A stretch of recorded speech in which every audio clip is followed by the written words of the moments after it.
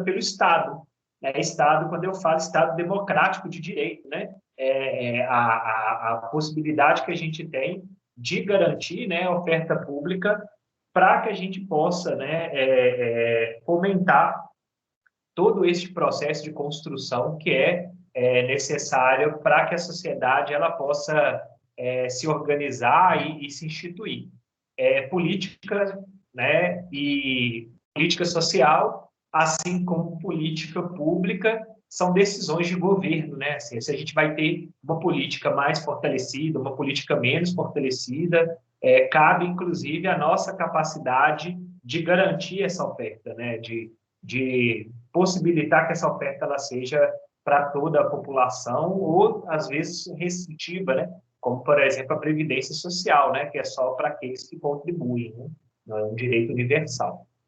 E aí, a gente tem, né, assim, um conceito bem vasto, né, assim, da Mellon Cole, que vai dizer que toda política social, ela por si, ela é uma política pública, mas nem toda política pública é uma política social. Na prática, é política social considerada, né, de forma técnica e jurídica, aquelas que estão previstas nos artigos 6º e 7º da Constituição, os artigos que vão tratar do direito à alimentação, do direito à saúde, né, à assistência social, à educação, ao esporte, ao lazer, né, o direito ao trabalho, né, os artigos 7º, né, a viver, né, em áreas urbanas, em áreas, né, rurais, né.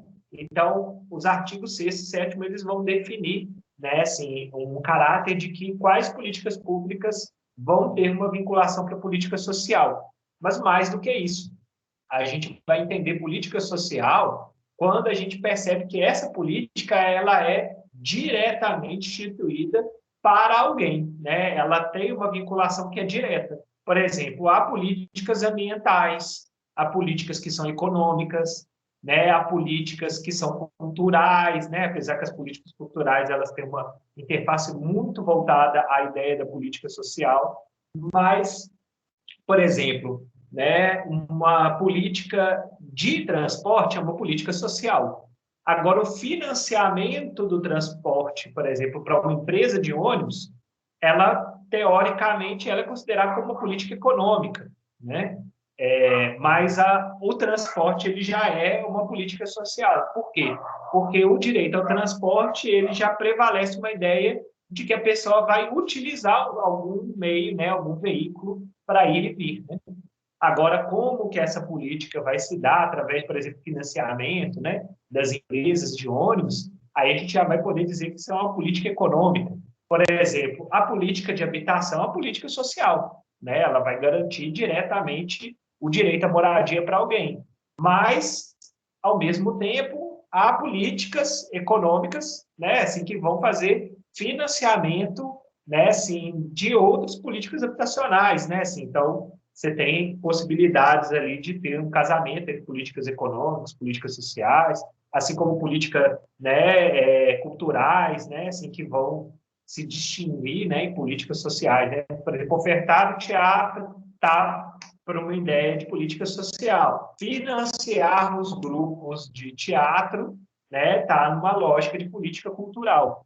E isso é uma confusão danada, né? Porque a gente, na televisão, uma hora vê a palavra política pública, outra hora a gente vê política social, outra hora a gente vê política econômica, né? E aí, como que essas políticas, né, como diz a Amélia Cole, vai se estabelecer na vida das pessoas? O que é de mais consenso é que é política social quanto o principal beneficiário dessa política, né, o principal usuário dessa política, desse serviço, é a população, de forma direta ou de forma indireta.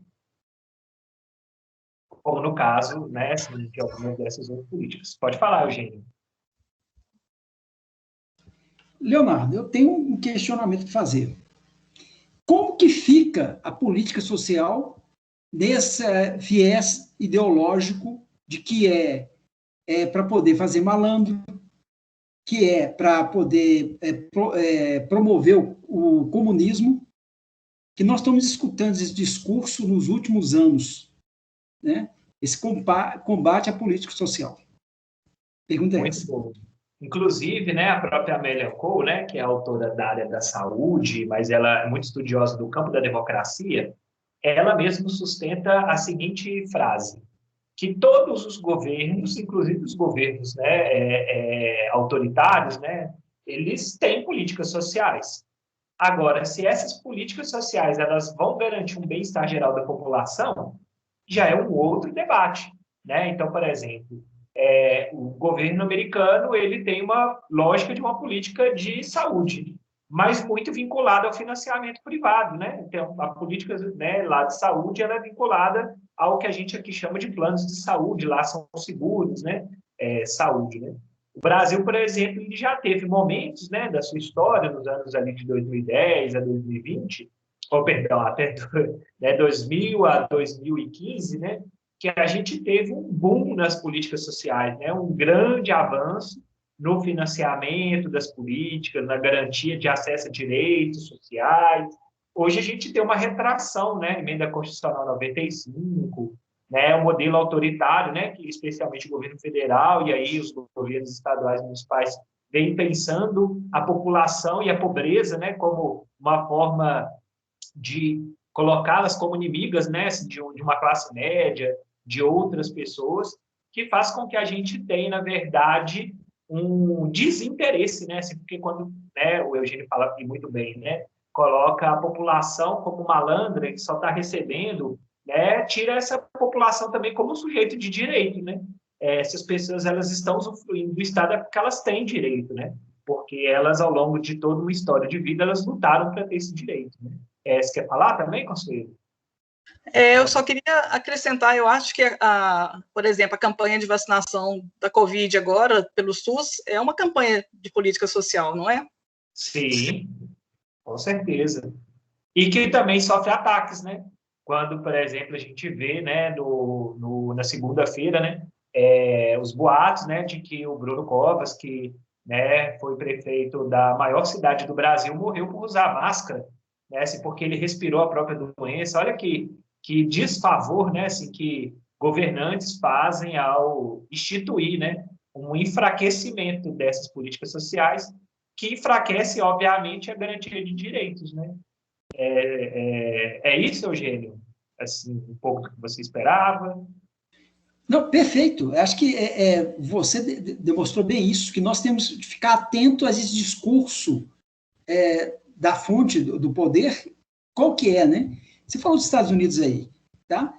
Os Estados Unidos também, é claro que ele está aproveitando esse momento que está com excesso de vacina lá e está dando uma de bonzinho para o resto do mundo, né?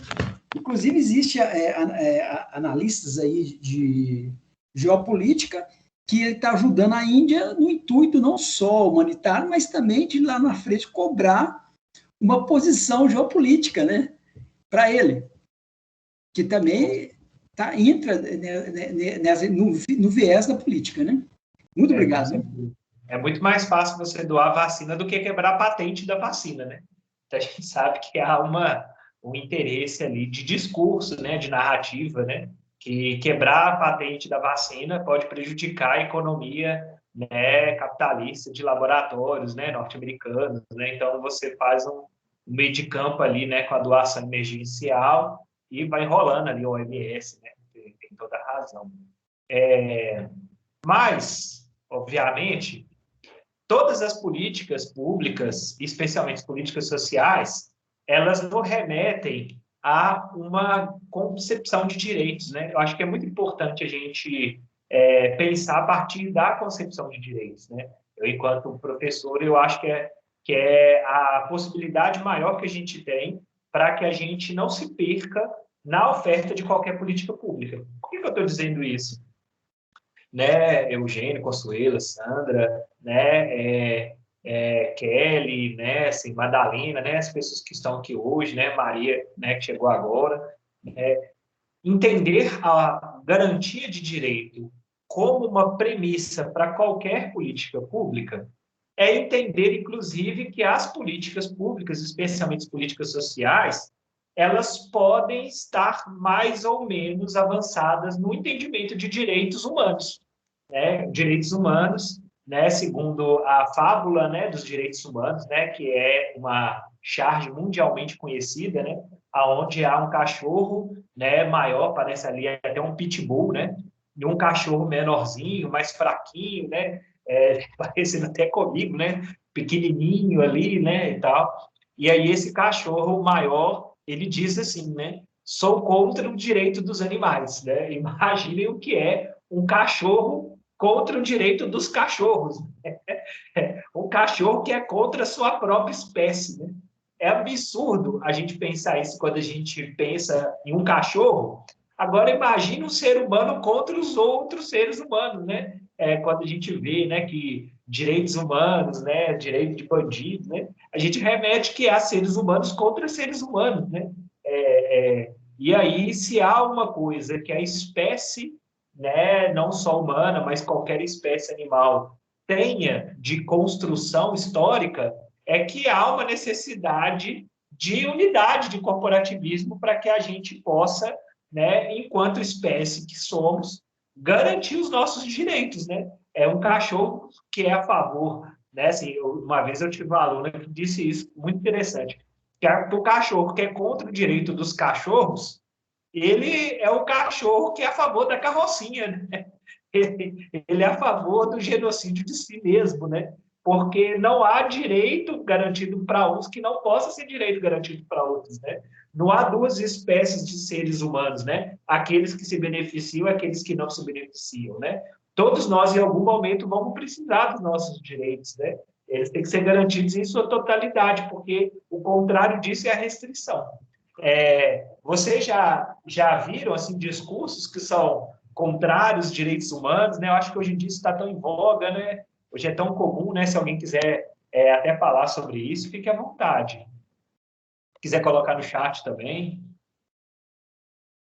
Vocês já imaginaram o cachorro contra o direito dos cachorros? Pode falar, Eugênia. O grande problema dessa contestação de pessoas falando do direito humano é porque a carrocinha pode pegar e vai pegar todo mundo. Ou justamente ou injustamente, né? E se não tiver os direitos humanos para poder barrar essa arbitrariedade, fica difícil, né? Só que a gente não pensa nisso, que também a gente pode se envolver sem querer e se perder nesse emaranhado, né? Do dia a dia, do excesso de poder, né? De algumas pessoas.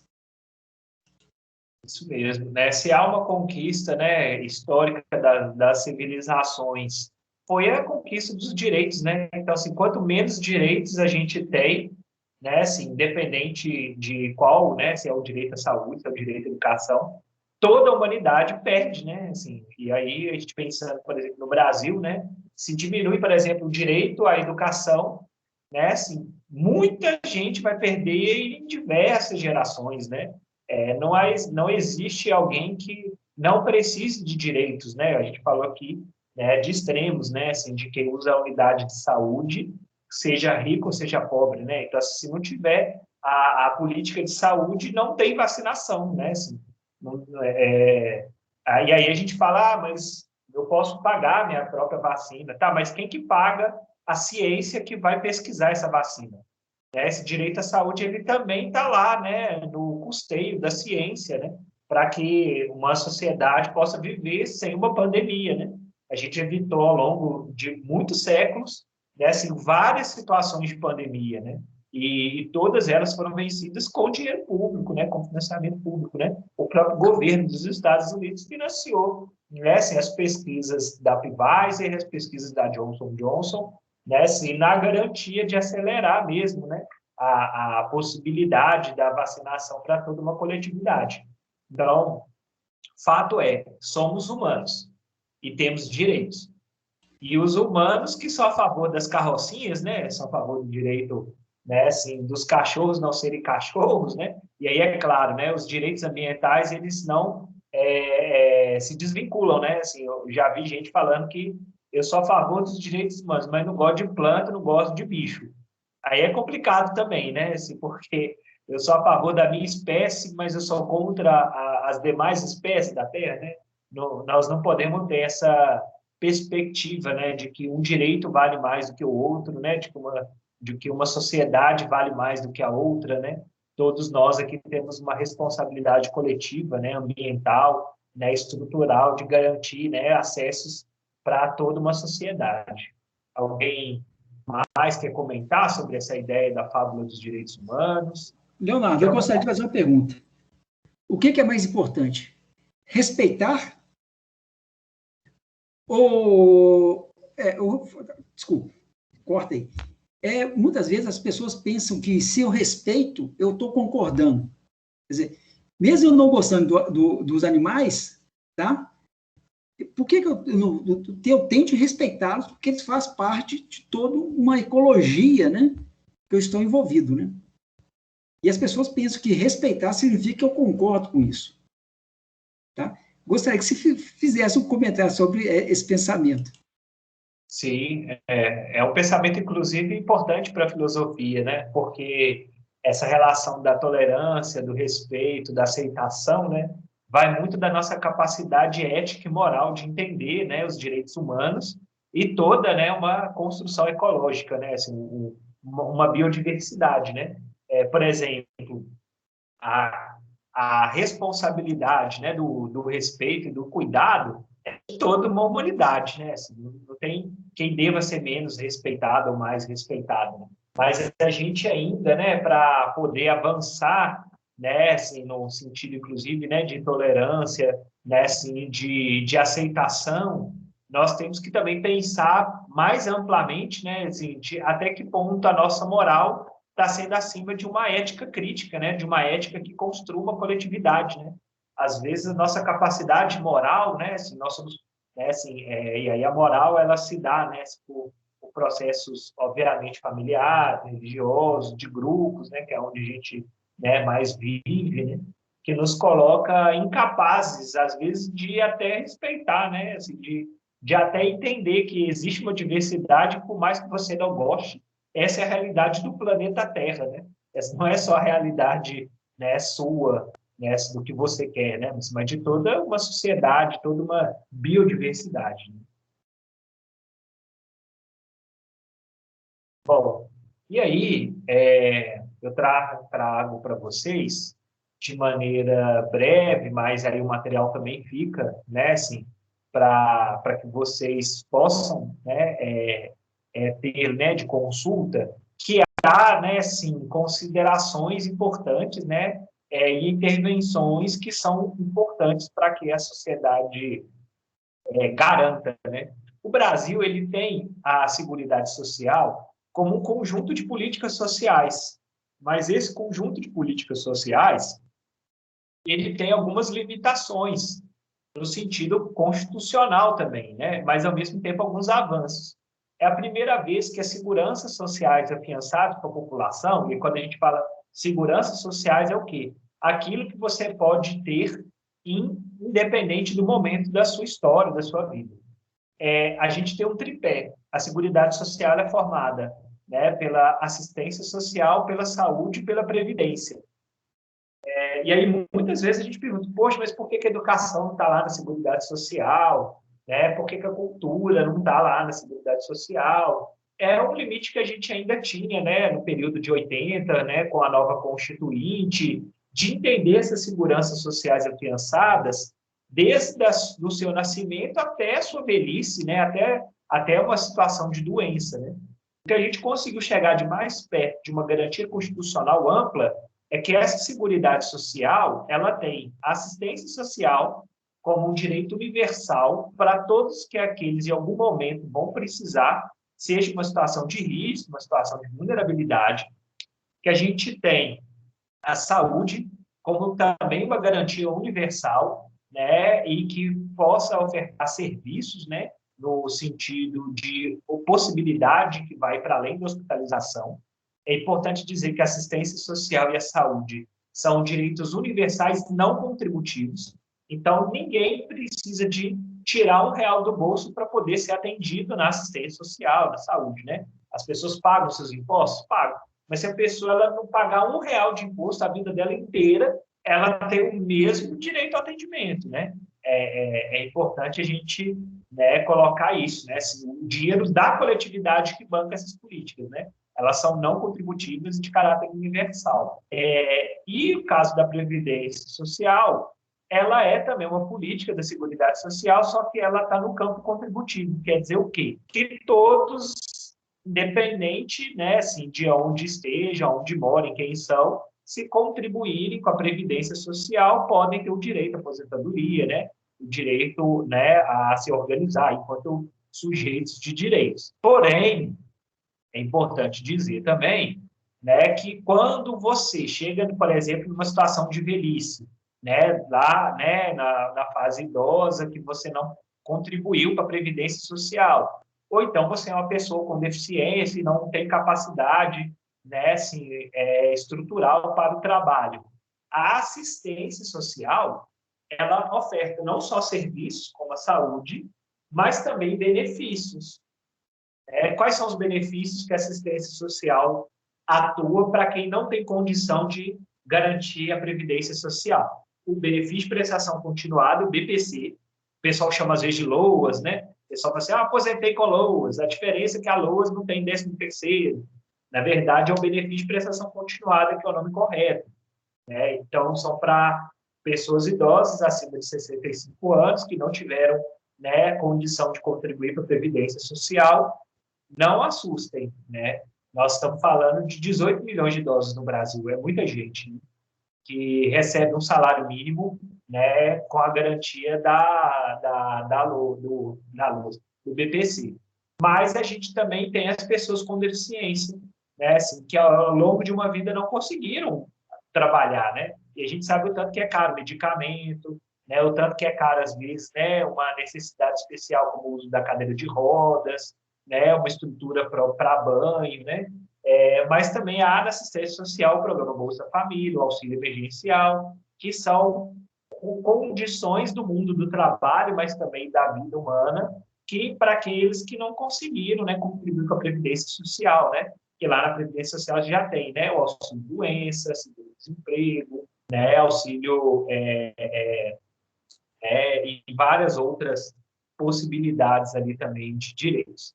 Mas a gente também tem, para além da Seguridade Social, enquanto instituição, né, constitucional, a gente vai também ter no Brasil assegurada, vai aparecer com vocês, a própria questão do direito à educação, né, está lá também garantido na Constituição, né, e aí a educação nós estamos falando através de políticas educacionais, obviamente, né, o direito ao emprego.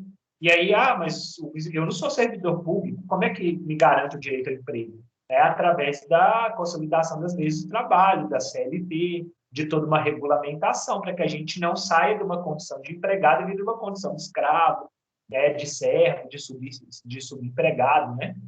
O direito à alimentação, e para vocês imaginarem, gente, o direito à alimentação é um direito dos mais novos que a gente tem no Brasil. Olha que absurdo. Um país que é o maior produtor de alimentos do mundo foi ter o direito à alimentação garantido através de uma emenda constitucional no ano de 2010. Né? Tiveram que fazer todo um esforço popular, né, assim, para que na Constituição fosse inserido esse direito como direito para a população brasileira, no ano de 2010, né? Então, assim, a população brasileira nem poderia dizer que teria o direito a comer, porque comer não era um direito, né? Podia ser uma garantia, mas não um direito. A gente tem o direito ao saneamento, né? Ainda um direito ainda muito precarizado, né? No Brasil, a gente ainda tem mais de 30% das cidades que não têm saneamento total, né? E aí a gente sabe o tanto de doença, né? Uma região sem saneamento tem, né? Pragas, né? Ratização, né? Vários tipos, né, de situações sanitárias, né? O direito à habitação, né? O direito ainda tão atrasado, né, assim, para a nossa sociedade, né? Nós temos ainda mais de 10 milhões de famílias que formalmente vivem de aluguel, né, gente? Imagina a pessoa não pode nunca deixar de ter renda, de trabalhar, porque ela tem que pagar para morar, né? Isso é um direito ainda muito precário, né? Belo Horizonte mesmo é uma das cidades que tem maior número de ocupações urbanas e, ao mesmo tempo, é a cidade em quilômetro quadrado com maior especulação imobiliária do Brasil, né? A gente tem em Belo Horizonte ainda uma série de loteamentos, de imóveis vazios, e, ao mesmo tempo, uma cidade que tem muitas ocupações urbanas.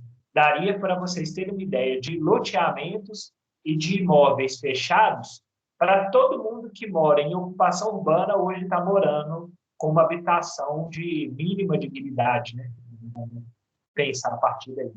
E, claro, né, se a gente também tem estruturação fundiária, que é o direito à reforma agrária, que está previsto na Constituição, mas a gente sabe que, né, nessa realidade atual, nessa conjuntura que a gente vive, né, está bem a passos largos, né, a passos lentos, né, ao contrário, né, a criminalização dos movimentos sociais, né, o direito e aí a reforma agrária não é só o direito à terra, né, mas o direito e a possibilidade de produzir alimento de forma saudável, né, assim, com financiamento público, com estrada, com energia elétrica, né, não adianta você colocar a pessoa numa terra e ela não tem condição nenhuma de produzir seu próprio alimento, né?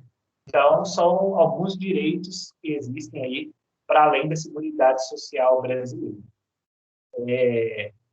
Até aqui, tranquilo, gente? Esses direitos que eu falei, obviamente, eles são de direitos instituídos no âmbito constitucional, né? Mas a gente sabe que também tem ali o esporte, o lazer, né? Assim, vários outros, né, direitos que vão se desdobrando, né, em legislações, né, direito das crianças e adolescentes, direito da população idosa, direito das mulheres, né, assim, a gente tem direitos do consumidor, né, vários direitos que eles vão se desdobrando ali a partir dessas premissas mais amplas de direitos. Pois bem, nessa perspectiva, que a gente, ao mesmo tempo, entende que esses direitos eles existem, como que esses direitos viram garantias sociais, né? Como que eles viram políticas sociais, né? Como que, de forma pública, esses direitos eles são desdobrados. E aqui eu vou apresentar, a gente vai conversar, e aí eu apresento outra, a gente vai conversando, para que a gente possa ir conhecendo, né, de direito a direito. Ok? Vamos lá. Bom, eu coloco aqui como exemplo, né, mas a gente tem várias políticas da área da saúde, mas uma das que são mais importantes e às vezes a gente menos conhece na área da saúde, por exemplo, são as unidades básicas de saúde, as UBSs. Elas são, na verdade, a porta de entrada para a política de saúde. Ela articula redes da área da saúde. Então, as pessoas, por exemplo, hoje, né, que é o dia 18, hoje a gente tem duas lutas muito importantes que estão acontecendo no Brasil. Uma que é a luta antimanicomial e a outra que é a luta contra a exploração sexual infanto-juvenil. A política de saúde que vai fazer, muitas das vezes, o atendimento e o conhecimento desses casos no território são as UBSs. A gente chama carinhosamente as UBSs de centros de saúde, né? Tá? Assim, a gente conhece mais como centro de saúde, posto de saúde, né? E esse direito ele é instituído para a população. Todas as unidades básicas de saúde elas têm que ter um controle social, que é o quê?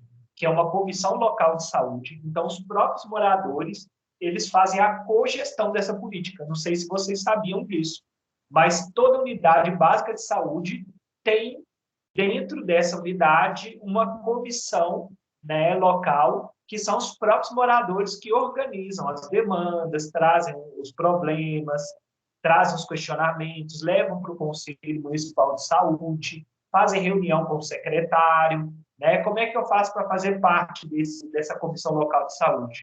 Vai lá no posto de saúde, pergunta o dia da reunião da comissão local de saúde e passa a participar, né? Esse direito, ele tem a participação como a principal estratégia. Esse, inclusive, aí, vai estar aparecendo para vocês, né? Todas as fotos, né, são minhas, né? E exceto uma, na verdade, eu quero falar para vocês, e faz parte, né? Assim, eu também tenho na minha formação de serviço social e geografia e eu fui conhecendo a cidade com esse olhar, né, de quem usa a cidade, e esse é um centro de saúde muito interessante. Ele tem um trabalho, né, lá no bairro São Bernardo, né, na região norte de Belo Horizonte, que o Conselho Local de Saúde reúne nas praças também, reúne com os comerciantes, né? Então, quanto mais ativa é a população naquele território, mais o Conselho Local de Saúde é forte e mais aquele direito da saúde é assegurado.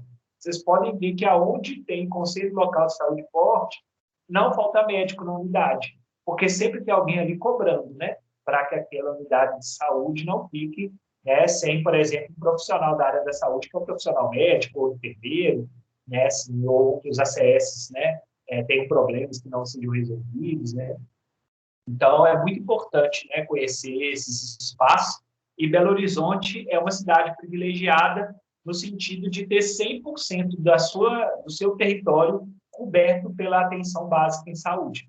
Então, a gente pode dizer que toda a população de Belo Horizonte consegue ser atendida prontamente numa unidade básica de saúde. É claro que a unidade básica de saúde, ela não é a única unidade do SUS, né?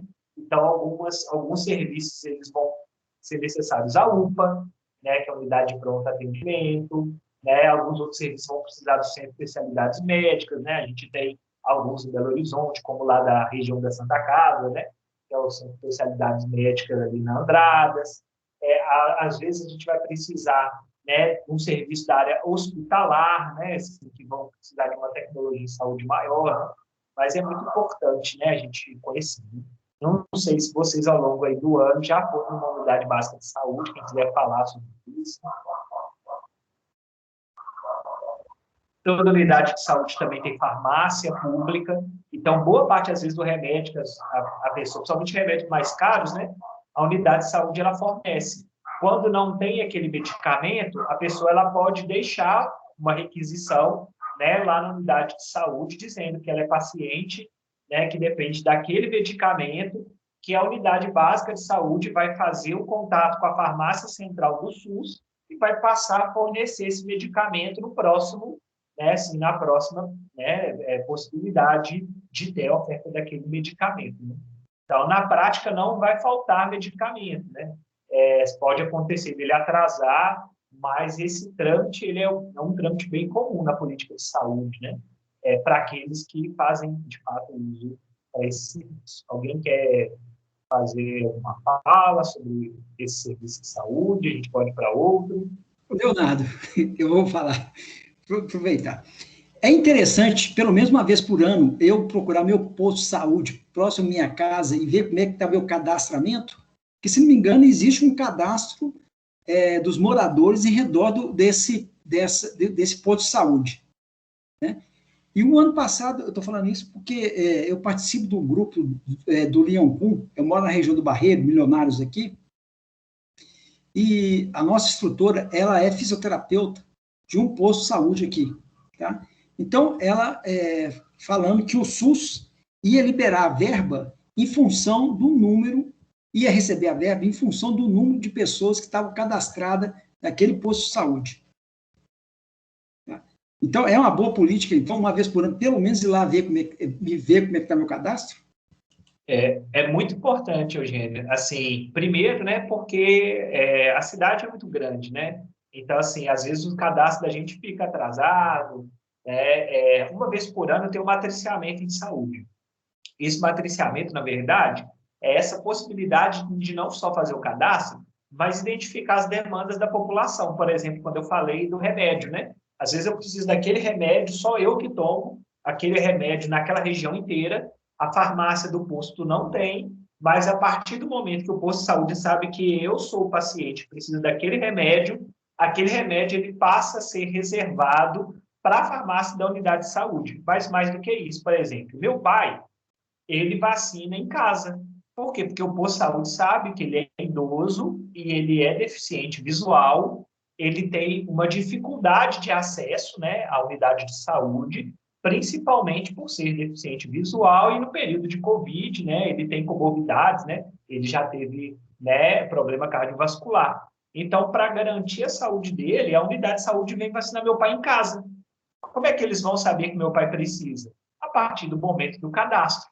Então, muitos serviços, às vezes a gente conhece alguém que está com, né, 70 anos, né, 80 anos e tem dificuldade de ir e vir, né? Então, a unidade de saúde vai ter lá, né, a ACS, né, a agente comunitária de saúde, que vai junto com o enfermeiro ou junto com o médico também fazer essa garantia. Assim como o Yankun ou qualquer outra atividade, né, fisioterápica, né, educacional física, poder também ser garantida, né, para aquela comunidade. E a partir do levantamento da unidade básica de saúde que a gente vai ter serviços mais precisos, né, para a população.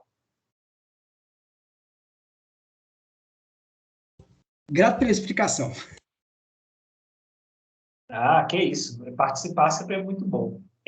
Vou apresentar um outro aqui, que às vezes a gente nem imagina, mas sabendo dele, facilita para que a gente possa indicar para outras pessoas.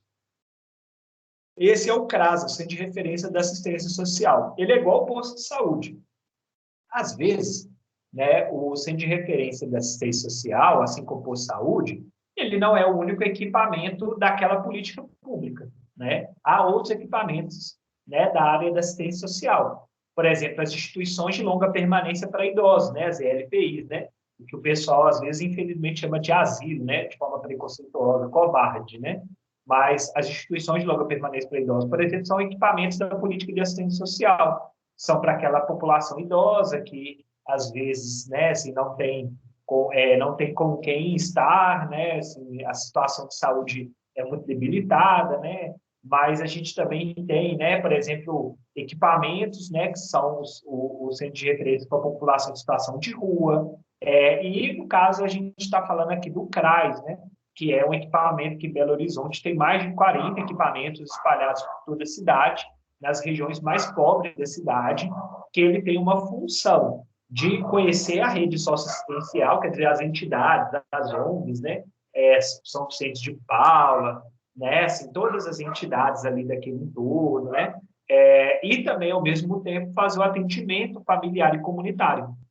Essa foto aí, né, também é do CRAS, lá da região da 240, ali, entre São Gabriel e Novo Arão Reis, né? É um centro multiuso, onde o CRAS ele aglomera não só o serviço para aquela pessoa que está numa situação de pobreza, mas outros serviços também muito interessantes, como, por exemplo, aula de informática, né? Então, tem telecentro, né? Aula de dança, forró, né? Para a população idosa, né? Atividades recreativas para as famílias, atendimento de jovens, né? Uma outra política que tem também bem interessante, que é a Casa do Brincar, que atua, né, na relação entre a família, para que a família possa brincar junto, né? Que ali, às vezes, o pai ou a mãe, né, às vezes, né, não tem um convívio muito cotidiano com seu filho, e aí acaba se distanciando, né? E aí vai ter ali uma psicóloga, uma assistente social, né, que vai tratar essa demanda da infância, né? Muita gente gasta, né, horrores de dinheiro ali de psicólogo, de psiquiatra, e a questão, às vezes, não é mental, comportamental, pura e simplesmente, né? Às vezes é questão de vínculo, de acesso, né? Então, as pessoas que, às vezes, estão precisando, né, que demandam da política de assistência social, é esse equipamento, que é o equipamento que vai fazer a garantia de acesso a esse serviço. Vocês já ouviram falar do CRAS, gente? Da política de assistência social? Pode falar, conselheiro. O microfone está desligado. Desculpa. Eu trabalhava na Caixa Econômica e a gente fazia um trabalho interessante com o CRAS, era o microcrédito. A gente cadastrava os jovens, né, para fazer o acompanhamento do microcrédito nas regiões. Então, foi um trabalho muito interessante para desenvolvimento da regional e empregando os jovens, né, para eles terem eles eram supervisores, né, eles acompanhavam cada recurso liberado pela Caixa para poder desenvolver a região e capacitar os jovens também. Foi bem interessante o trabalho. Eu não conhecia o CRAS, conheci nessa época. E justamente, às vezes, né, o que falta no território, né, são políticas de renda mesmo, né, assim, que garantam a economia daquele local, né. Eu lembro dessa época, eu trabalhei no CRAS em Contagem, né, assim, então tinha a equipe da Caixa, né, assim, muita gente, inclusive, conseguiu, às vezes, comprar uma máquina de costura, né, assim, se organizar financeiramente, né, assim, e esse trabalho entre né, a Caixa e os CRAS foram muito importantes, né, para o financiamento mesmo, né, da população, né, o direito à renda, né. Bom, e aí, olha só, a gente tem uma outra política social que às vezes a gente muito pouco lembra delas, né? Que são as praças, os parques, os equipamentos culturais, né? São espaços tão privilegiados e ao mesmo tempo tão pouco utilizados e às vezes não só não utilizados, né? Mas jogados às traças, vamos dizer assim, né? Porque nós, população, e aí vou contar para vocês uma história. Eu era assistente social, né? Lá na prefeitura de Contagem, quando eu trabalhava em Contagem. Aí eu fui dar uma palestra sobre juventude numa escola particular. Eram os meninos muito ricos mesmo, era a escola particular mais cara lá do município de Contagem. Aí eu falei, né, poxa, mas tem as praças, os parques. Aí a pessoa falou assim, ah, não, quem vai na praça é só vagabundo e mendigo. Aí eu falei, poxa vida, mas Contagem mesmo tem praças tão maravilhosas, Praça da Glória, tem um parque ecológico, né? Aí quem é que vai para parque? A gente pobre, né? Assim, aí eu falei, não, mas lá tem nascente, lá tem, né, orquidário, né? Você já viu orquidário? Né? Eu falei assim, ah, isso aí eu não gosto de ver isso, não, eu gosto de ficar em casa jogando videogame, né? Aí a gente pensa, né, assim, quantas cidades no mundo, né, vão ter uma praça, né, assim, um parque, né, assim, bem cuidado, bem organizado, né, assim, quando a comunidade entende que isso é um direito social e que depende de políticas, né, públicas para que aquela praça, aquele parque seja melhor, a comunidade é melhor, né? E em Contagem, a gente tem a Praça da Glória, que é um exemplo clássico, né, de que ela ficou 20 anos em descaso, 20 anos sem ninguém investir nela. Era um lugar que tinha muitas situações de estupro, muitas situações de assalto. E aí, um dia, o governo lá, municipal, nem lembro qual governo que era, resolveu reformar a praça toda. E aí reformou, colocou iluminação, e foi a primeira praça do Brasil a receber a academia da cidade, que é aquele aparelho, né, de ginástica, né, assim, que é especialmente para a população idosa, né, ou população que quer fazer exercício anaeróbico. Para vocês terem uma ideia, essa reforma da praça tirou da praça a condição de ser uma praça violenta, porque passaram as famílias, né, principalmente os idosos com seus netos, né, as pessoas passaram aí para namorar na praça, né, assim, a praça iluminada até mais tarde, então as pessoas ficavam até mais tarde, né, assim, até quem fosse fazer algum tipo de uso, por exemplo, sobre drogas na praça, ficava até constrangido, porque tinha muita gente na praça, né, assim, e aqui no meu bairro mesmo, a praça eu moro no bairro Dona Clara, a praça que é aqui bem em frente à igreja, ela é muito movimentada, né, muitas crianças brincam nela o dia todo, né, então é uma praça que ela tem uma vida, né, assim, ela tem um espaço, né, que é de garantir lazer, de garantir acessos, né, e é muito importante, né? Essa aí, inclusive, é a praça, né, lá aqui do meu bairro, né? Assim, como que é importante a gente poder, né, assim, ter, né, esses espaços, esses equipamentos, né, assim, como um direito também da cidade, né? Alguém aqui usa a praça, faz caminhada, né? Assim, praça é um lugar também, né, interessante para a gente poder tomar sol, fazer caminhada, né? É sempre muito importante com que a gente as conheça e as preserve. Eu também estou trazendo para vocês. Eu tenho o privilégio de morar perto da Praça da Liberdade. Olha para você ver, né? Então, assim, é um lugar onde aglomera, né? Não só a praça, mas também uma série de equipamentos culturais também, né? Como está aqui. Então, eu caminho lá todo dia, né? Frequento aqueles... os museus, né? Adoro a Praça da Liberdade. É um lugar muito privilegiado mesmo, né? Eu fui conhecer a Praça da Liberdade quando eu fui estudar no Estadual Central, então como eu fazia sempre o caminho, né, entre o meu ônibus e a escola, né? E aí a gente vai valorizando, né? Assim, imagina se a gente deixa, por exemplo, a Praça da Liberdade suja, né? Assim, toda destruída, né? O que vai acontecer? As pessoas vão parar de visitar e aquilo deixa de ser um ponto, né? Uma atração turística, né? Um espaço de viver melhor, né? E eu Você tenho uma tem... relação antiga com essa praça, porque quando eu vim lá em Belo Horizonte, eu sou de João Molevade, em 73, olha bem há quanto tempo tem, né? Eu fazia o terceiro científico no Estadual Ordem e Progresso, que era ali na Bernardo Guimarães com a Rua da Bahia, onde hoje é o Jari do Detran. Eu estudei Isso. ali. Então, sou íntima daquela praça há muitos anos. Já viu a praça virar feira? Já viu tudo, né? Tudo. E ficar fechada, né? Nesses tempos de pandemia, que para mim foi uma tristeza. Ah, com certeza.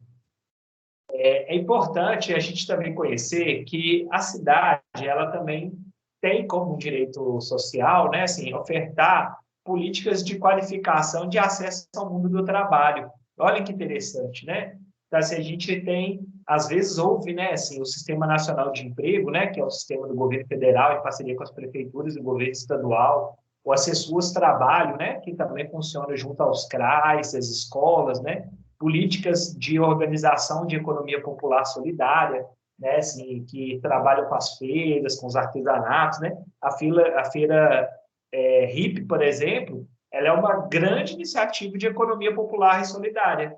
Por mais que muitas das vezes há questionamentos, né, porque os feirantes eles não se organizam, né, assim, basicamente em alguns dos princípios da economia popular solidária, né?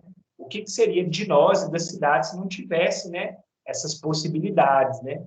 E aí eu trago para vocês, né, o Espaço Cidadania lá do Zilá Expósito, que atende a região norte, mas também atende ali o pessoal do Isidora, né, Ocupação Rosa Leão, né, e é uma estrutura importante, né? Então, muitas pessoas, às vezes, estão desempregadas, poderiam estar se qualificando gratuitamente, né? Assim, se organizando através de grupos, né?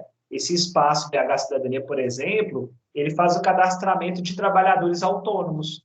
Então, você tem ali o eletricista, o bombeiro, né, hidráulico, você vai ter ali a possibilidade de fazer o cadastramento dessas pessoas e a própria comunidade recebe, né, um catálogozinho de, olha, se você precisar de um eletricista, tem fulano de tal, pode ligar para ele, né, um chaveiro, né? Então, é uma forma também de garantir a qualificação e o acesso ao mercado de trabalho para as pessoas. Pode falar, Eugênio. Vou aproveitar aqui para fazer uma propaganda de um curso gratuito, tá? Aqui em Belo Horizonte existe uma ONG chamada Rede Cidadã, tá? Que promove um curso para quem tem mais de 60 anos de idade, gratuito, visando justamente a pessoa ser empreendedora ou se capacitar para poder trabalhar no mercado de trabalho a partir de 60 anos. E totalmente gratuito esse curso. E vai começar a primeira turma virtual, porque esse curso, a última vez que foi oferecido foi antes da pandemia, né? E por causa disso foi suspenso, está retornando, da Rede Cidadã. Tá? Que acho que é mais uma forma também das pessoas, né, dessa faixa etária, ter acesso a uma qualificação pessoal ou profissional.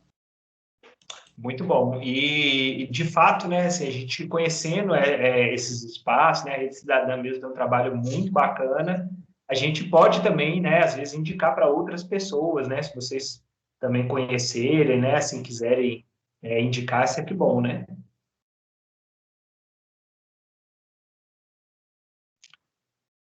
Bom, então vamos lá, né? Um equipamento que quando a gente fala, né, isso parece simples, né?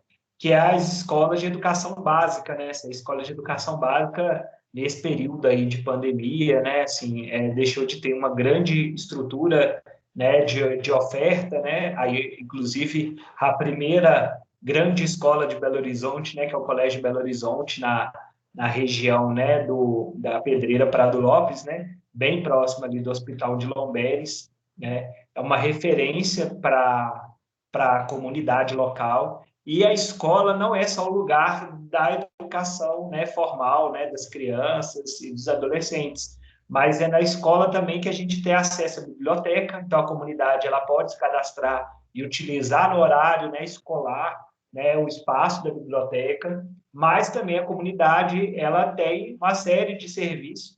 É claro que, como a gente falou bem no início, né, nos momentos de mais democracia, de mais investimento, a gente tem uma qualidade maior. Nos momentos, né, que a gente vive hoje, essa qualidade ela está bem reduzida. Cabe, inclusive, a gente lutar por ela.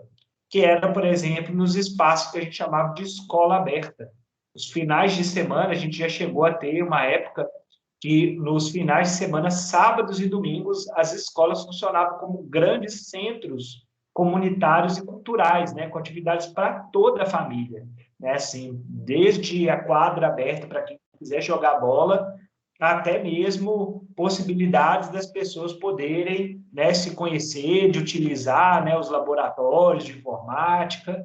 Hoje, só metade das escolas de Belo Horizonte tem esse programa, do Escola Aberta, e a biblioteca ela é obrigatória. Todas as escolas devem ter a biblioteca obrigatória aberta à comunidade. Então, assim, vale a gente conhecer, né? Com certeza, pós-pandemia, as escolas vão ter uma segurança sanitária maior para que a gente utilize e valorizar esse espaço, né? É valorizar, inclusive, que é através da escola que a gente também se encontra, né? Assim, todos vocês aqui, né, têm lembranças, né, do período, né, escolar, né? Então, quanto mais escolas tem na cidade, mais garantias de oferta de educação a gente tem para todo mundo. Alguém tem aqui alguma história para poder falar, né, da sua época de escola?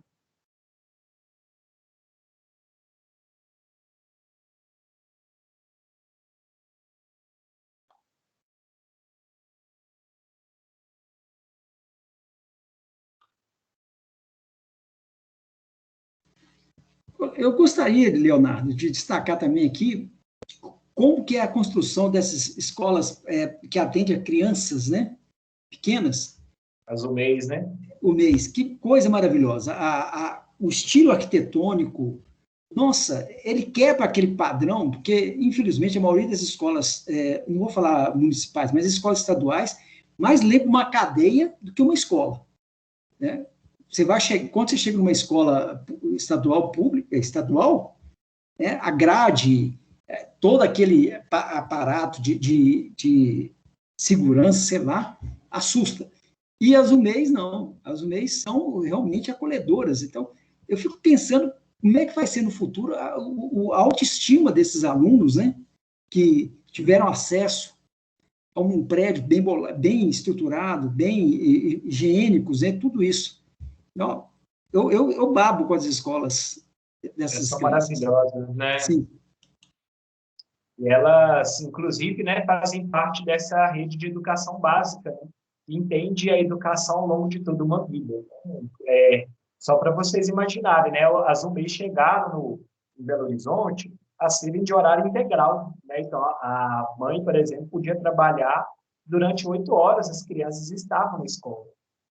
Hoje, né, pelos cortes, né, pelos problemas de verbas, né, assim, de falta de investimento, boa parte das UMEIs só funciona meio horário, né? Então, assim, quanto mais elas funcionarem de tempo integral, mais, como o Eugênio falou, as crianças elas vão chegar, né, no ensino fundamental e no ensino médio com mais capacidade pedagógica, né, de apreensão leitura, né, de qualidade de vida, né? Então, é muito importante mesmo, você tem toda a razão, Eugênio. E eu acho que essa conversa sua está sendo interessante, sabe? Porque, queira ou não queira, nós precisamos nos estruturar para cobrar das próximas eleições para vereador e prefeito essas políticas, para garantir a manutenção, né, dessas posturas de visão coletiva. Né? Que nós esquecemos muitas vezes disso. A gente só pensa em votar, mas não cobra. Eu me incluo, por favor, nesse quadro, tá? Eu elejo, mas muitas vezes não vou lá para cobrar. Nós precisamos mudar essa postura, né? E ter essa visão de coletividade. Justamente, né? Porque, querendo ou não, a escola precisa de investimento 4 anos, né? Assim, o voto é muito pouco, né? Todas essas políticas aqui, elas são caracterizadas pelos governos que entram, né? Então, os governos mais democráticos, que investem mais em direitos sociais, a gente vai ter mais desses direitos, né? Governos que pensam mais no sentido econômico, privatista, né? Vão mais reduzir esses direitos. E aí, não por acaso, né, o direito aos equipamentos de segurança alimentar e nutricional, né, em Belo Horizonte, que vai aparecer aí para vocês, Belo Horizonte ele tem 50 feiras livres, 4 restaurantes populares, tem um banco de alimentos, né? Esse Belo Horizonte, desde a Regina Nabuco, né, lá no Patrus Ananias, né, nos primeiros governos dos anos de 1990, Belo Horizonte estruturou uma grande rede de acesso à alimentação. E aí eu trago para vocês as feiras livres, né? Essa feirinha aí, por exemplo, ela é lá da região do Barreiro, viu, gente? Lá da sua região. Se não me engano, ali no Olaria. Ah, tá. Não conheço. Eu conheço a região do Olaria, mas não conheço a feira. As feiras, elas funcionam 1 ou 2 dias na semana, depende do calendário. Lá no site da prefeitura, você acessa a feira e acessa o horário da feira. Ela é de vendedores, agricultores familiares, né, e também, né, cooperadores desses agricultores, né, então, às vezes, é alguém que leva o alimento de vários outros agricultores para a feira. A proposta é de alimentos que tenham o menor número de agrotóxico possível, que sejam, né, produzidos sem agrotóxico, né, de forma agroecológica. O preço, muitas das vezes, é um diferencial. Não porque ele é mais barato só do que o do supermercado, às vezes, e alguns produtos não é, mas a qualidade, né? Quando você vai numa feira, não sei se vocês, né, já foram, né? Mas quando a gente vai numa feira e compra um alimento de uma feira, a gente percebe que ele dura mais na nossa geladeira do que aquele alimento que do supermercado antes veio de um distribuidor, antes do distribuidor veio da Ceasa, antes da Ceasa veio, né, de um atravessador, e do atravessador veio do agricultor, então precisa de muito produto químico, muito agrotóxico, né? A gente sabe que é uma das principais causas do câncer, né, esse número de química nos nossos alimentos, e a feira também é um lugar que não só, por exemplo, de garantir o nosso direito à alimentação, assim como o restaurante popular, né, ou então banco de alimentos para as entidades, né, assim como creches, mas também as feiras lugar de encontro, né, esse lugar de música, né, o lugar de que as pessoas elas se olham, né, o lugar onde os vizinhos se encontram, né, e ter 50 feiras em Belo Horizonte, poderia ter mais, né, Belo Horizonte é uma cidade de 2,5 milhões de habitantes, né, mas são muitas feiras que estão espalhadas pela cidade, né, programas como Direto da Roça, Sacolão ABC, né, o ABC que eu falo é da Rede Abastecer, que é da prefeitura, né, porque também tem lá o ABC que é privado, né, e aí até Verdil igual, né, mas são políticas públicas. Com certeza esses agricultores, né, não teriam como vender numa cidade metrópole pagando impostos caros e nós, consumidores, não teríamos como ir nas cidades deles, né, comprar os alimentos frescos, né, produzidos, né, assim, diretamente da roça, né? Alguém aí já comprou em feira, tem experiência com feira, gosta de ir na feira? Olha, eu, a partir de agora, eu vou procurar pegar mais informações sobre essa feira, porque é próximo da minha casa, assim, né? De carro é muito perto, tá? Mas por que eu estou pensando nisso também? Não só na qualidade do alimento, mas também como uma forma de fortificar a economia na minha região para justamente diminuir a violência. Porque se economicamente a minha região ficar fortalecida, vai ter oferta de emprego. E com oferta de emprego, com certeza a violência vai cair. Então, essa economia solidária, né, ela é fundamental no combate à violência local. Com certeza. Mais alguém?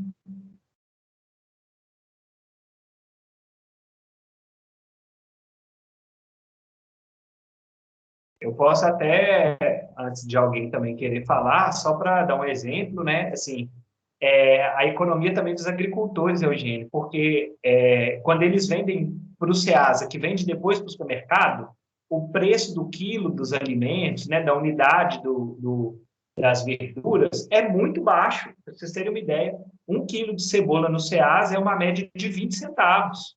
O quilo da cebola, né? A pessoa tem que levar um caminhão inteiro para poder sair com uma mixaria de dinheiro, né? E aí, na feira, o preço é muito competitivo do supermercado, só que você paga e ele vai de volta para o agricultor. ele não tem esses atravessadores, né? Então, quanto mais feira tem, mais as pessoas da área rural também voltam com dinheiro para casa. Às vezes, aquele produto do supermercado, ele ficou para o dono do supermercado, que vai repassar muito pouco para o feirante, quase que nada. Imagine que quer 20 centavos um quilo de uma cebola. Né? Uma cebola que você vai lá na feira, ela é R$2. R$2 é barato? É. Mas é R$2 que o cara não vendeu a 20 centavos. Ele ganhou R$1,80, né? Daquilo que ele poderia ter ganho, né? Com certeza. É interessante também, tá, que algum tempo atrás eu fiquei sabendo de um movimento dos agricultores da Grande BH, que montaram uma cooperativa e você se cadastra lá, eles entregam o produto na sua residência, da Grande BH, tá? Não restrita a Belo Horizonte, Grande BH. Esse pessoal era de Mário Campos não, é de... indo para Itaúna, gente, a cidade antes de Itaúna, que faziam isso, tá? Deixa eu aproveitar aqui também e falar, né, que no futuro, por causa da pandemia, com certeza atrasou, na Nossa Senhora do Carmo, depois do BH Shop, e no sentido do Rio de Janeiro, onde é que tinha aquelas regiões de motéis, está sendo criado, né, um centro de produtores rurais também, para vender produtos hortigranjeiros com esse intuito de menos agrotóxico. E, com certeza, para poder valorizar também essas cooperativas, para poder ter um retorno financeiro maior. Então, vai ser outro ponto de referência para encontrar com os amigos e para comprar coisas saudáveis, né? E ainda mais que nós, em Minas Gerais, né, temos essa relação muito grande com a terra, né? Assim, Minas Gerais é uma região, né, assim, agrária em sua totalidade, inclusive a região metropolitana é uma região produtora de alimentos, né? Então, estar perto, né, é sempre muito bom, né? Não podia deixar de falar também, né, o direito ao transporte público, ainda muito precarizado, né, porque esse transporte público ele é parte privado, né, assim, porque ele é uma concessão privada, né, assim, então o governo ele passa para as empresas de ônibus, né, a oferta do serviço público, mas a gente ainda tem uma linha pública de acesso que é o metrô Belo Horizonte Contagem. Opa. E aí tá, né, as fotos, né? Se a gente quiser, né, se fazer uma reflexão sobre direitos, é muito boa a gente fazer essa analogia. Por exemplo, como que a unidade básica de saúde consegue, né, assim, ter qualidade, né? Às vezes uma feira tem qualidade e quando a gente vai para o transporte público, que é privatizado, como que a qualidade diminui, né? Com certeza, se fosse 100% público esses ônibus, já que boa parte deles é comprada com financiamento do BNDES, né, de bancos, né, públicos, a gente poderia ter muito mais condições de reclamar esse direito e de ter esse direito garantido, né, no sentido mais amplo da Constituição. Né? E aí, Leonardo, lembrando que o nosso metrô tem uma cabeça de burro enterrada em algum lugar dele, que tem 30 anos, 30 ou 40 anos que não se constrói nada. Né? Nada. Porque como as empresas de ônibus, né, hoje, elas, de certa forma, elas dominam a política na prefeitura, né, assim, e no governo estadual, né, e também o governo federal ele não ajuda muito, né, essa cabeça de burro é o lucro das empresas de ônibus, né. Imagina, por exemplo, o Barreiro podendo ir para o centro, como era antigamente, né, o valor antigamente do metrô era de R$1,80. Quem que vai pagar quase R$5 para ir de ônibus quando você pode ir mais rápido a R$1,80, né? Então, acho que lutar pelo transporte público é entender que o transporte público, de fato, como o caso dos metrôs são, né, sempre serão mais baratos, né? Porque eles não têm o lucro ali nas suas passagens envolvidos, né? Não é o imposto que é caro, é o lucro que é alto demais. Só um histórico aqui, tá? Quando a prefeitura começou com as... como é que fala? O lugar dos ônibus, né? Fugiu o nome agora. Estação de ônibus, né? A região do Barreiro ganhou 2. A Diamante e Barreiro de Baixo. Né? E eu ficava intrigado, porque, poxa, por que 2 estações assim na região do Barreiro? Depois, posteriormente, que eu fui entender que a quantidade de pessoas da grande BH que caem nessas estações, tá? Pessoal de Ibirité, Mário Campos, Brumadinho, tá? Cai aqui, tá? Então, por mais que a demanda é grande, por mais que ponha ônibus, ainda é deficitário. Hoje, a população do Barreto estava em torno de 320 mil habitantes. Nós só perdemos para a Venda Nova. Né? E a linha de metrô, que sai do Barreiro e chega até a estação Calafate, a linha está pronta. Né? Existem as estruturas das estações, algumas, né? Ainda estão em pé, outras já estão totalmente depredadas, mas, infelizmente, o metrô não sai.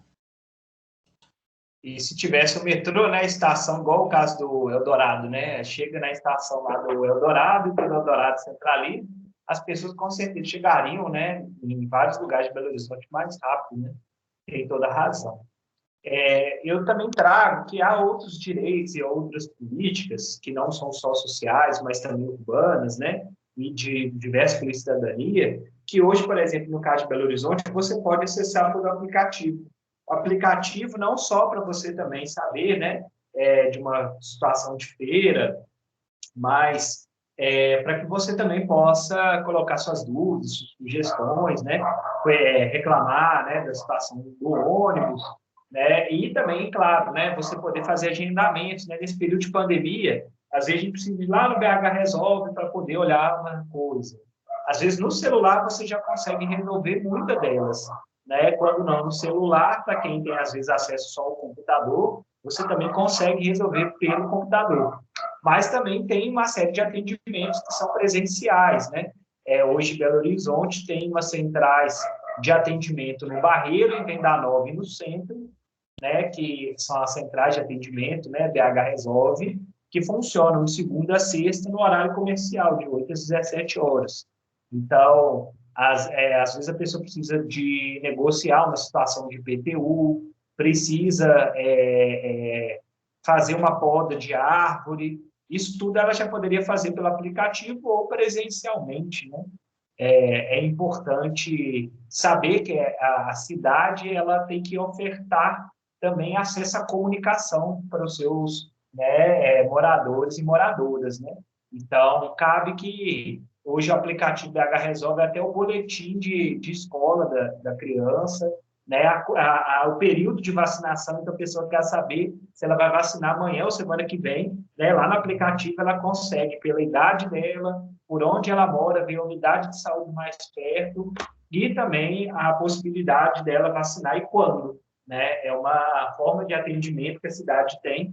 Eu acho que talvez nem todo mundo ainda saiba, é muito pouco divulgado, mas é muito importante. E aí, claro, né, desculpa, gente, e também há centrais regionais de atendimento que funcionam com menos atendimentos, né, às vezes demandados, em cada região da cidade, né, Barreiro, Centro, Leste, Nordeste, Noroeste, Norte, Oeste, Pampulha e Venda Nova. Pode falar, gente. Tá, eu gostaria de ver com você a respeito do portal gov.br, né? Eu fui conhecer esse portal porque um vizinho estava precisando de ajuda para poder fazer um agendamento no BH Resolve do centro, tá? E aí eu falando que o tipo de serviço que ele estava querendo tinha que passar pelo gov.br. Posteriormente, esse ano, com o IPVA dos carros, né, que não foram entregues os documentos, IPVA, isso mesmo, confunde IPVA com IPTU, com IPVA, que posteriormente, que você pode acessar o documento do carro pelo gov.br. Isso, esse é um serviço que o governo federal lançou, e aí os governos estaduais e a própria Prefeitura de Belo Horizonte também vem fazendo, que é não só uma questão de um portal, mas também de um acesso e identificação. Então, quem tem conta em banco público, ou quem tem, né, ou quem não tem conta em banco público, mas recebe algum tipo de benefício público, já tem uma pontinha lá do gov.br. Quem não tem, pode fazer através de um login normal, né? Igual fazer um e-mail, né? O nome, a senha. E aí ele é uma ligação de vários serviços públicos, No caso, por exemplo, até hoje para tirar um passaporte, né, para ver uma documentação de carro, né, futuramente até para o próprio IPTU, acredito eu, para imposto de renda, né? Então, já tem alguns serviços ali que são travados para quem não está no portal gov.br, que é do governo federal. Inclusive, a partir desse mês, tá? Aquela prova de vida, eu e a China somos servidores públicos federais aposentados, tá? A partir de agora, nós podemos fazer aquela prova de vida, né? Em vez de ir na minha agência bancária, eu vou fazer pelo computador, usando esse portal, tá? Então, eu acho que também vai ser uma boa que está centralizando tudo, né? Você já usou esse portal? Eu já usei para poder emitir o IPVA, tá? E para ver o IPVA do carro da minha esposa. E teve mais uma situação. Minha carteira de motorista digital. Aí você tem que fazer o escaneamento do seu rosto, né? Olhar para um lado, olhar para o outro. Sim, fiz sim. Fiz essa parte. Se não tiver vida depois dessa, né? A prova. Não tem prova de vida mais objetiva. Né? Se no meu aniversário do ano que vem eu não aparecer, acabou, né? Vamos fechar minha conta.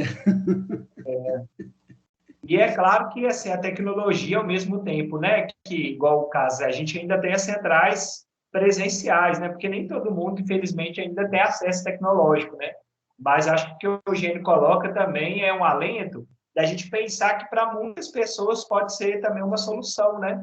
Essa coisa, num período de pandemia, de você ter que ir fazer, né, algo que seja presencial, correr risco, não vale a pena, né? Então, a tecnologia ela também traz algumas facilidades, algumas possibilidades que nós temos direito aí de explorá-las, né? De conhecê-las, né? Bom, pessoal... Leonardo, mais um comentário, assim, rápido, né? A respeito desse senso de coletividade.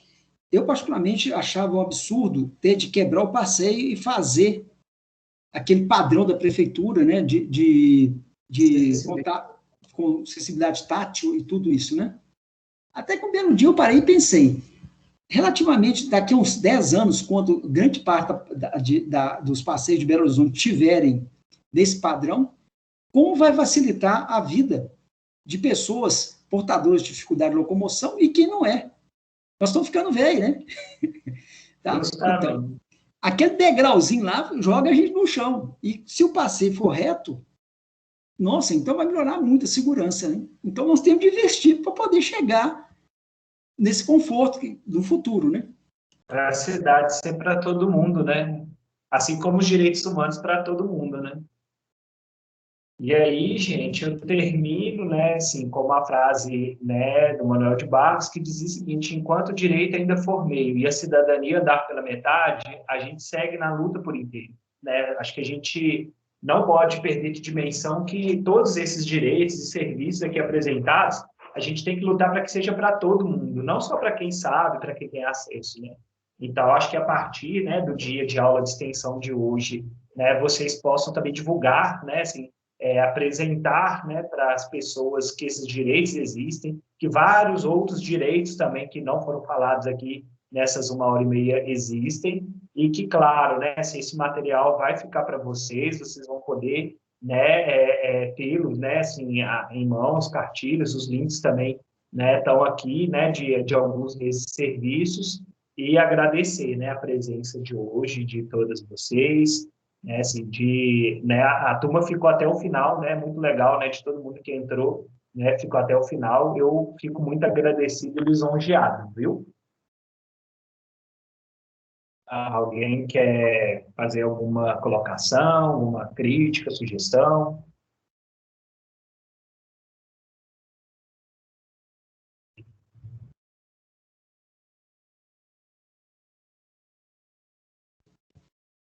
Olha, eu te agradecer aí pela atenção, tá? Muito bom, gostei muito dessa conversa, me abriu bastante mais a cabeça, me esclareceu bastante coisa, tá? Só mais uma pergunta, que inclusive, vou ter de sair. Esse projeto da academia, que você tem os equipamentos colocados, né, nas praças e tudo, ele é nível nacional? Porque há 2 anos atrás, eu estive em Araçuaí, fui no município de Araçuaí. Quando eu chego lá, tem os mesmos equipamentos que tem aqui no bairro Milionários. Então, é um projeto nacional, ele não é só da prefeitura, a prefeitura está subordinada a algum outro órgão acima dela para poder executar esse projeto? Então, na verdade, há uma condição federativa, né, assim, de que o projeto, no caso da Academia da Cidade, ocorra com o financiamento do Ministério da Saúde, né? Hoje não há mais essa questão do Ministério da Saúde, né, assim, de financiamento, né, das estruturas e dos projetos, mas é claro que essa possibilidade, né, de oferta desses serviços, eles vão se encontrando, né, assim, às vezes através de emenda parlamentar, né? Então, assim, a emenda parlamentar hoje basicamente financiam isso. Uma pena, né? Bom, agradeço muito, tá? Uma boa tarde para todo mundo aí. Obrigado, Kelly. Kelly não tem voucher, tá? Silvana, Consuelo, Alves, muito obrigado. E que a gente possa se encontrar em outros momentos. Espero que presencialmente também. Uma boa tarde para vocês. Obrigada, Leonardo. Eu também Obrigado. te agradeço, viu? Eu que agradeço. Prazer em conhecer.